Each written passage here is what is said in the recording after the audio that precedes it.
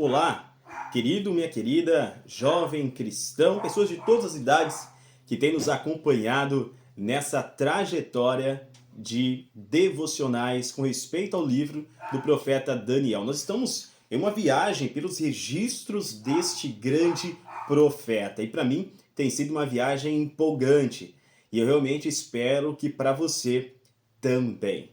Hoje nós vamos ser apresentados a uma sobrecarga sensorial que estes jovens estavam enfrentando dentro da Babilônia. Nosso texto está em Daniel capítulo 1, ao versículo de número 4. Diz assim: Jovens, em que não houvessem defeito algum, formosos de aparência, instruídos em toda sabedoria, sábios em ciência, entendidos no conhecimento e que tivessem habilidade para viver no palácio do rei, a fim de que fossem ensinados nas letras e na língua dos caldeus. Então, este é o perfil de jovens que Aspenaz deveria buscar em Israel e trazer para a Babilônia. Para que a gente possa contextualizar, gostaria que você imaginasse comigo essa trajetória que esses jovens vão fazer agora. Vai ser empreendida desde Israel. Eles veem Israel tomada, estão todos cercados, e agora os jovens nobres, de famílias de posses, jovens bem instruídos, educados, que tiveram excelentes mestres dentro de Israel, aqueles que estavam sendo preparados para assumirem posições de governo dentro da própria nação. Futuros líderes do povo de Israel agora seriam levados para a Babilônia. Então eles estão empreendendo essa viagem, estão em caminho para a Babilônia, e eles atravessam milhares de quilômetros, até que eles avistam ao longe as muralhas dessa grande cidade. Tente imaginar comigo muralhas enormes, colossais, muralhas intransponíveis. Enquanto eles estão vendo as muralhas dessa enorme cidade, estão vendo a torre do deus Bel que se eleva, estão vendo ali todas as edificações ao longe, eles começam a ouvir as histórias das batalhas e como aqueles muros protegiam a cidade. Imaginem que quando eles se aproximam mais dessa cidade, eles começam a ver a fila de escravos. Escravos de várias etnias, de nações diferentes, de cores, semblantes, de fisionomias variadas, escravos recém-chegados, escravos que já apresentavam em seu rosto e corpo as marcas de anos e anos a fio de escravidão. Carregadores de água, amarrados com correntes em seus pescoços, correntes em seus pés, e estão com um sino também que ressoa para que todos saibam que eles estão se aproximando e onde exatamente eles estão. Escravos carregadores de água que vão regar os jardins suspensos da Babilônia.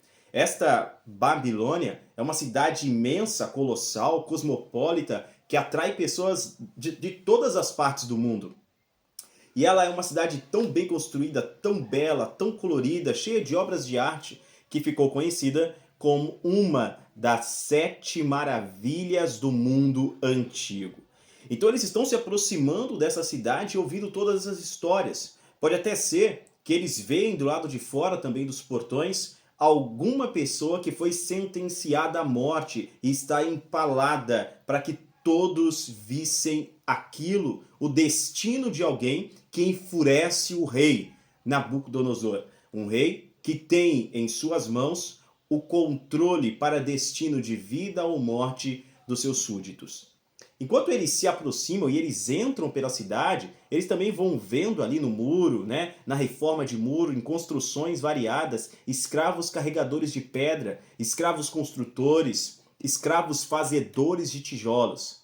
Eles passam pelos enormes portões de Babilônia e a arquitetura chama muita atenção. Tem muita cor, a cidade é vibrante, tem muito som, tem música, tem idiomas variados sendo pronunciados ali. A maior parte do idioma que está sendo falado ali é o aramaico. Eles estão compreendendo o que está sendo dito, eles estão vendo tudo o que está acontecendo ali em volta, e eles, em caminho para o palácio, quanto mais eles adentram a cidade, mais o cenário se modifica. Então, de casas humildes, de escravos do lado de fora dos muros, eles vão para propriedades mais requintadas, casas melhores, eles veem o mercado, eles veem as feiras. E dentro da Babilônia, nos mercados, nas feiras dessa cidade, era possível encontrar de tudo. Então nós temos negociantes que vêm de várias partes do mundo trazendo suas mercadorias. Porque a Babilônia também é conhecida como uma cidade que é prodigiosa em riqueza, onde as pessoas podem verdadeiramente enriquecer. Então muitos vêm em busca de uma boa negociação. O ouro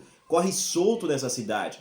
Tem tanta prata dentro da Babilônia que é como se fosse pedras pelas ruas. Pedras preciosas são negociadas ali às claras, em pleno dia. Ouro, objetos preciosos, pele, roupas caras e variadas, camelos, cavalos trazidos do Egito.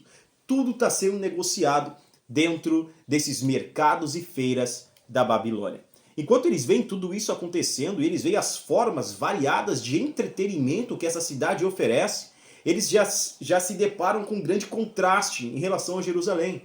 Porque enquanto lá em Jerusalém eles tinham o grande templo, o templo que foi erguido por Salomão, aquela joia, obra-prima, aquela joia que foi oferecida a Deus e que manifestava adoração, santidade ao Senhor. Enquanto eles viam em Jerusalém os sacerdotes todos trajados de acordo com a religião, isso também os lembrava do verdadeiro Deus, agora na Babilônia eles veem inúmeros templos. Eles veem sacerdotes variados, eles veem pessoas se vestindo de formas muito diferentes.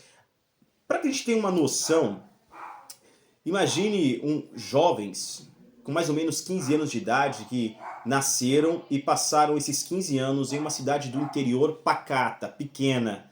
Né? A única coisa que eles tinham ali de entretenimento era dominó, jogar dominó, tá, entre si. Talvez o cinema mais próximo dessa cidade ficasse a 1h30 de distância.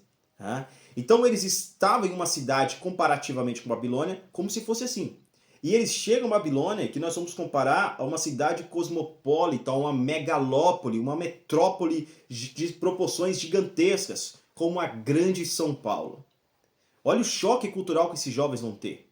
Se antes o que eles tinham era um jogo de dominó, por exemplo, agora eles têm campeonatos de videogame de última geração. Eles veem esportes variados, tem campeonatos de hackathon, eles veem o empreendedorismo correndo à solta, né, de forma avassaladora, pessoas em busca do dinheiro, eles veem ansiedade no rosto das pessoas, outdoors eletrônicos, eles ouvem sons, música, propagandas, carros de som, marcas variadas pela rua, cada pessoa vestida de uma forma diferente, pessoas que se vestem de uma forma muito engraçada, cada uma pertencendo a uma tribo diferente, por assim dizer. Outros estão de terno, tem aqueles que estão vestidos de uma forma bem comportada, já tem outros que estão de uma forma totalmente indecorosa, mas não coram de vergonha. Tudo parece que é muito normal nessa cidade. E quanto mais eles se aproximam do palácio, das cercanias do palácio, onde eles iriam passar os próximos 3 anos em treinamento, e quem sabe, toda a vida, mais o cenário vai mudando e eles percebem que a vida licenciosa, que a vida libertina é a regra dessa nação. Eles são apresentados então ao dormitório deles, lugares belos, bem projetados, eles são bem recebidos ali, tem pessoas para lhes servirem, tem alguém que vem trazer um menu para eles e eles podem escolher o que vão comer. Percebe? Então eles estão sendo bem tratados como realmente pertencentes à nobreza, à realeza. Babilônia quer, a todo custo, transformá-los em nobres da Babilônia, em nobres babilônicos. Perceba o misto de emoções que esses adolescentes deveriam estar enfrentando. Né? Tanto a tristeza por uma cidade tomada, a tristeza, o medo por ter vivido filas enormes de escravos, pessoas sentenciadas à morte, como o choque cultural e o choque sensorial de tantas informações que eles receberam, a possibilidade de poder servir diante do rei, trabalhar no palácio, vivendo nas cercanias palacianas, tendo a oportunidade de fazerem parte então dos servidores públicos da Babilônia, tendo parte neste governo. Então eles têm um misto de emoção e tudo isso está indicando a eles que eles têm que, o mais rápido possível, aceitar a nova condição e se dobrarem diante da Babilônia. Afinal, o rei deve ser agradado, porque há pessoas que são sentenciadas à morte de formas variadas. Uma fornalha de fogo, empaladas, são mortas a pedradas, a pauladas. Então, tem castigos variados para aqueles que acabam desagradando o rei, o tirano Nabucodonosor. Logo em seguida, eles vão ser preparados para as aulas que eles vão ter. E imagine como que eles receberam as matérias, né? A ementa curricular dos próximos 3 anos na Babilônia. Quem vai apresentar essas ementas para eles vai gabar os professores dizendo: vocês são muito abençoados, porque vocês vão ter a oportunidade de estudar com os maiores mestres de todo o Império Babilônico. Pessoas de variadas nações vão estar vindo para cá, PhDs, doutorados, pessoas versadas em muitos conhecimentos. As mentes brilhantes do mundo babilônico estarão durante 3 anos à sua disposição para te formar como verdadeiro nobre e governante da Babilônia. Mas as matérias que eles vão estudar são variadas. Eles vão estudar desde línguas até literatura. Vão estudar sobre a cultura babilônica, a história da nação, as religiões de Babilônia, os deuses babilônicos, mas também vão ter a parte do estudo de adivinhações, da astrologia, a astronomia, a leitura dos astros, a leitura do céu, a leitura de órgãos de animais mortos. Eles vão ser apresentados ali a bruxos, a magos, a feiticeiros poderosos em nível satânico. E eles vão ter aulas com essas pessoas que a todo custo, durante 3 anos, tentarão transformar a mente desses jovens para amoldarem eles de acordo com a cultura babilônica.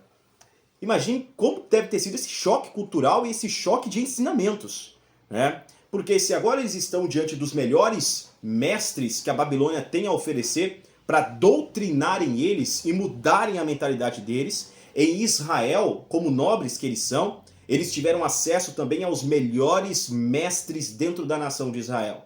Os melhores rabinos, as mentes mais brilhantes dentro da religião de Israel estavam à disposição deles durante estes anos de vida.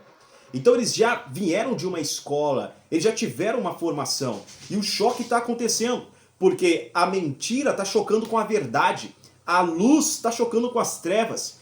O que eles aprenderam, a verdade sobre um único Deus verdadeiro, Babilônia apresenta como havendo uma miríade de deuses.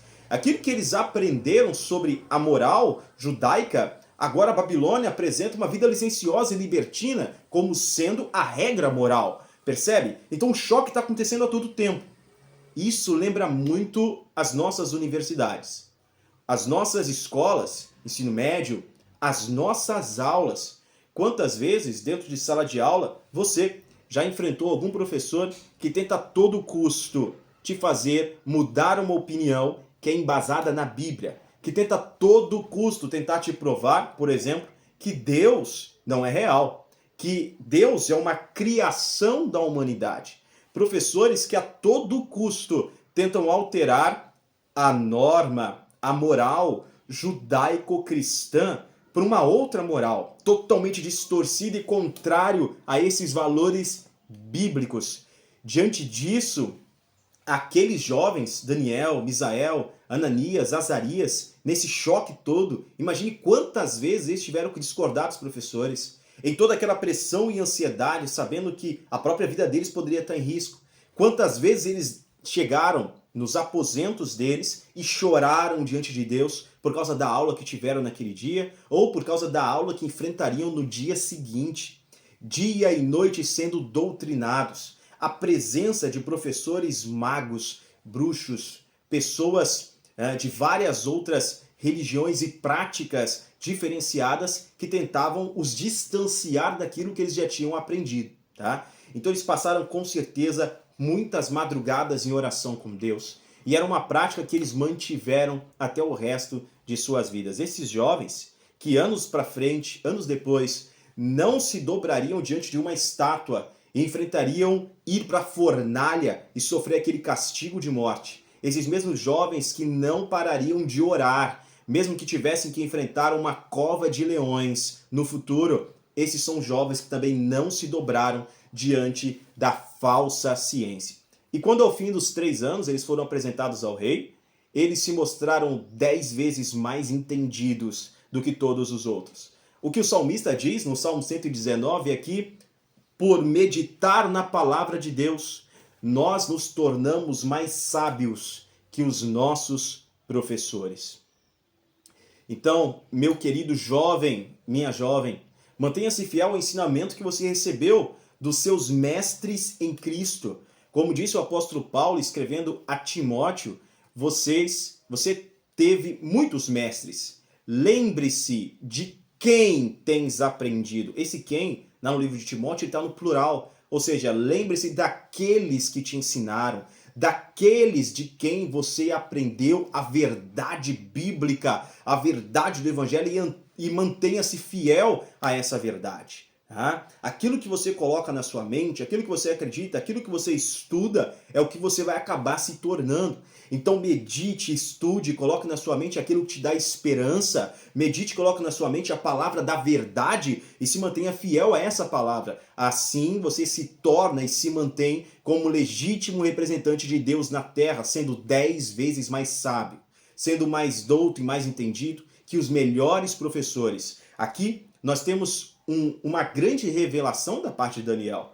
Nós, como cristãos, devemos estar prontos e preparados, como diz o apóstolo Pedro, para responder a qualquer pessoa que nos pergunte a causa da nossa fé. Devemos estar preparados para refutar os ataques do maligno, para defender a verdadeira fé em Deus. Esses jovens, depois de 3 anos sendo doutrinados para se tornarem nobres de Babilônia, ao fim dos 3 anos, eles permaneceram como nobres de Israel. Deus te abençoe, em nome de Jesus, e que assim como esses jovens, você possa se dedicar, estudar a palavra de Deus e permanecer como este filho do Senhor, como realeza espiritual, celestial aqui neste mundo, fazendo a diferença em nome de Jesus. Vamos entrar em oração? Senhor, nosso Pai, nós viemos a Ti e nós clamamos ao Senhor que nos ajude por causa de toda a sobrecarga de informações, toda a sobrecarga sensorial que nós recebemos neste mundo.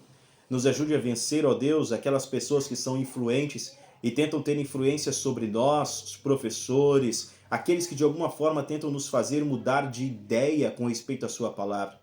Pessoas influentes na mídia, jornalistas e pessoas nos mais diversos cargos, ó Deus, que se levantaram contra o Senhor e de verdade são antibíblicos, são anticristãos. Dá-nos força e nos capacita para fazermos a correta defesa da nossa fé, manifestando sempre a verdade e provando com argumentos e com as evidências toda a verdade de sua palavra que subsiste para todo sempre. Em nome de Jesus, amém. Deus te abençoe, em nome de Jesus.